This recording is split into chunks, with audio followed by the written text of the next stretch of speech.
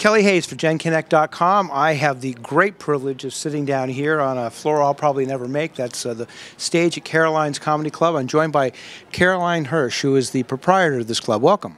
Well, welcome to you. It's a great thrill. As I say, this is a stage that many famous people, many great comedians have walked before. Tell us just a few names of some of the people who've been on this stage.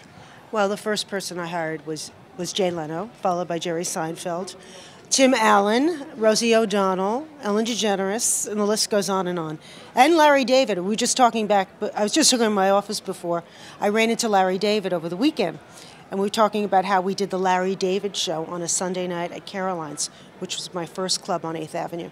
That was over in Chelsea, is that right? Yes. Mm-hmm. That's terrific. Well, so now you're sitting here with your name in lights on Broadway. 30 years later, how did all of this come to be? I guess from hard work. I guess I rode the wave of the first comedians that was starting at that time. It was the era of David Letterman going on at 12:30 at night, and we kind of hooked up on the marketing side of that with David Letterman. So every time Jay Leno was on the show, he mentioned I'm at Caroline's. So that was kind of a national mention, which was good for us.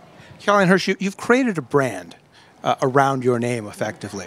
People now come to associate great comedy with the name Caroline's. Is it difficult being a woman impresario in this kind of business?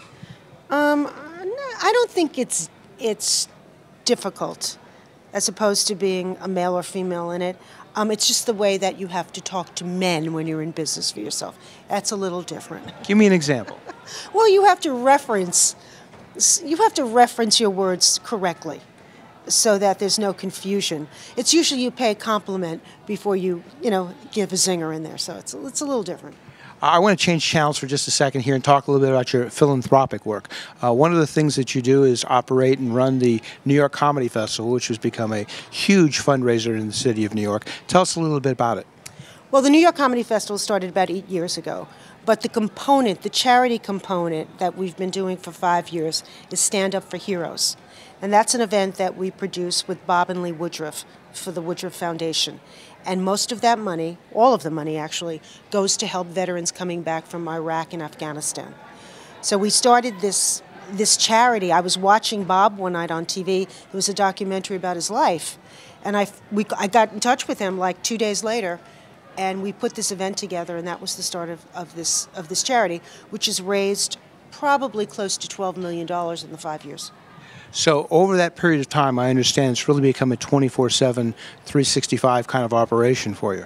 Well, it has. I mean, the day that's finished, we're talking the next day about who we're getting for next year. This year we had Ricky Gervais, we had Jim Gaffigan, and Jon Stewart again. And of course, Bruce Springsteen is always our musical act. Well, I must say, I read an article earlier this year, I think it was just after the event, in the New York Times about the illustrious crowd that was surrounding you in the Beacon Theater, and it sounded like quite a group of people. Oh, it was.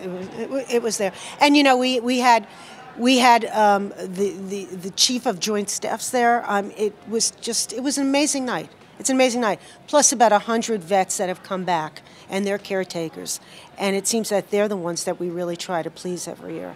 So it's my honor to do it. That's terrific.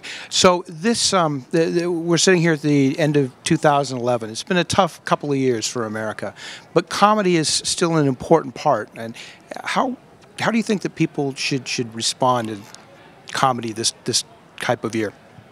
Get more of it. I mean, that is the only way we can cope. I mean, laughter is a great coping mechanism. It makes you feel good. It releases any anxiety that you have, and you really should come out to laugh. I mean, it's great. I mean, I have the privilege of being able to laugh all day. I mean, if we're not, negotiating contracts here, we're probably laughing. So I have a great job.